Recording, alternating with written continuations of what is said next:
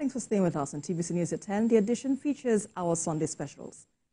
Well, we are staying with developments coming out of Syria, where the Middle East country has now been taken over by rebels. And this ends the long rule of Bashar Al Assad, who has now fled Damascus to Moscow. The Russian government has confirmed that President Assad and his family have been granted asylum there. World leaders are also reacting to the latest developments in Syria, and we have more in this report.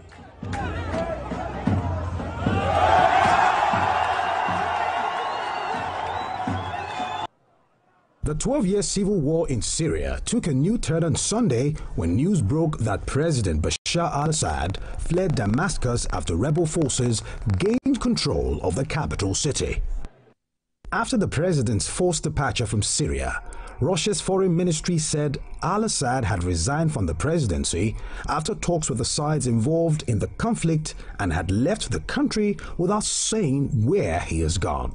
The citizens of the capital marked the ousting of Bashar al-Assad by celebrating in the streets of Damascus in the midst of celebratory gunfire.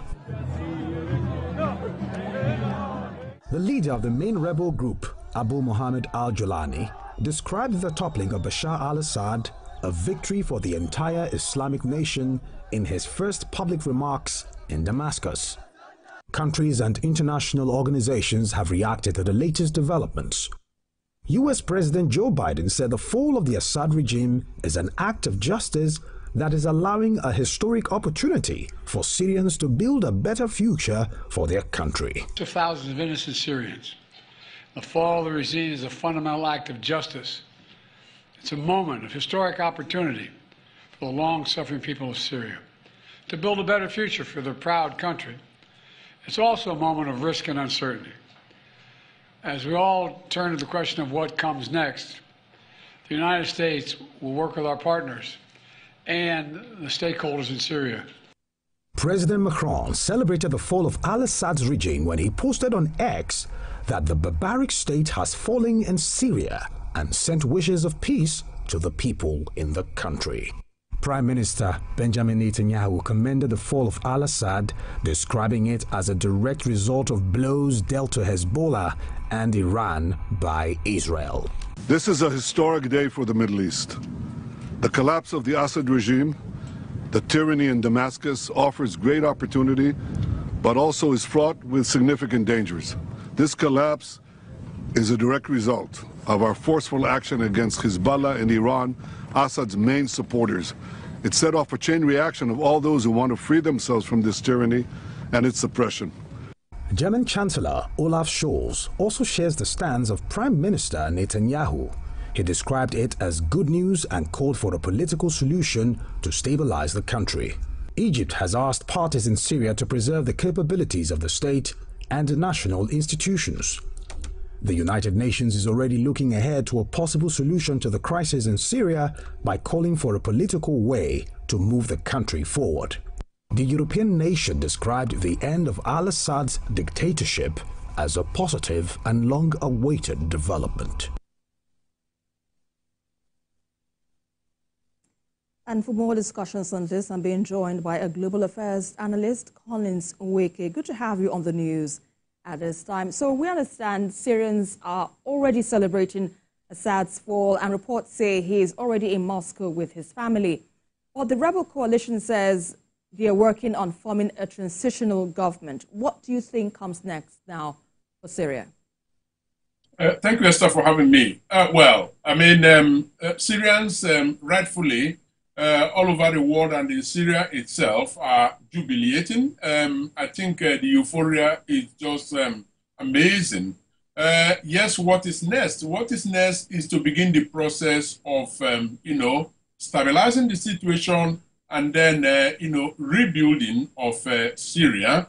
Quite apart from the, physical infrastructure that needs to be rebuilt, running into billions. I believe that, the human infrastructure in terms of individuals that have been psychologically destroyed and all of that, some of them outside Syria, Some, as a matter of fact, my neighbor here in Belgium are already packing their luggage and getting ready to go back to Syria.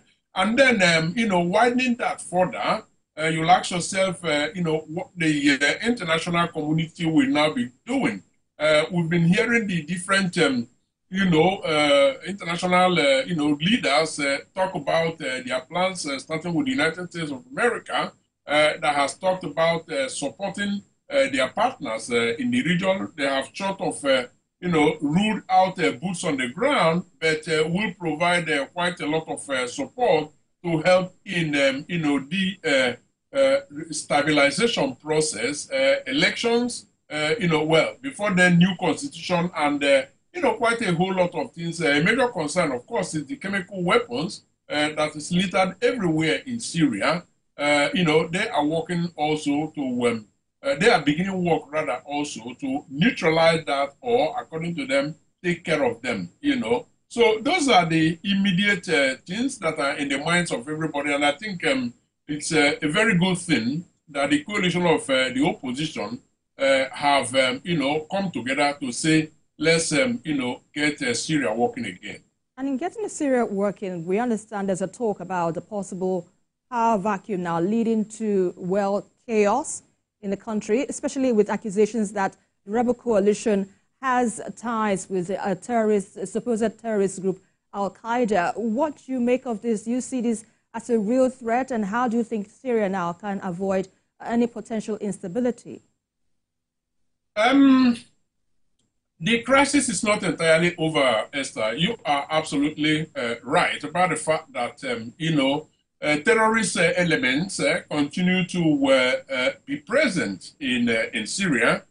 Israel, not the best of friends, have actually spoken out, expressing, such concern. But I do think that there are indications that, the international community, friends of Syria as well, as even Israel, will work together, exchange of intelligence reports and all of that to, try to actually neutralize the, menace that these terrorist elements that are very present in Syria might constitute. But, a lot have got to, unfold in the coming weeks, in the coming months. But they have a whole, battle in their hands ahead of them. But at least the ground has not been set for, the real work of rebuilding to begin while confronting all the challenges. And with so many competing interests now, how do you think Syria can ensure that this freedom lasts and doesn't slip away? What steps do you think, or would you suggest truly to secure the country's future? Well, first and foremost, anybody, who gives any guarantee of, sustained peace in Syria will actually, be making a fool of himself. That cannot be guaranteed. However, it does look to me like there is enough goodwill internationally to converge and, to begin to speak in one voice in terms of which direction to go. Now, one would hope that they wouldn't begin to pursue, some sort of, petty matters. For instance, and this is very, very critical. Assad, Al Assad, the former president, is in Moscow right now. His family has purportedly been granted asylum. Now, some are already talking about the fact that, prior to the granting of asylum, which means that he's, covered by the Geneva Convention, covering asylum and all of that, that, he will escape, trial because he had been convicted, well, not convicted, at least he had been indicted by the International Criminal Court for war crimes. Now, I hope they will let that rest for now and not begin to push that, so that much of the time will be, directed towards Syria itself, getting partners together and, speaking in one voice to start the rebuilding process. But the moment they go on, a hunt for vengeance, retaliation, and all of that, I believe it will be a major distraction. All right, and that's a fine place to leave it. Thank you so much, Collins Nweke, Global Affairs Analyst. We appreciate your insights on the news at this time. Always a pleasure. Thank you for having me.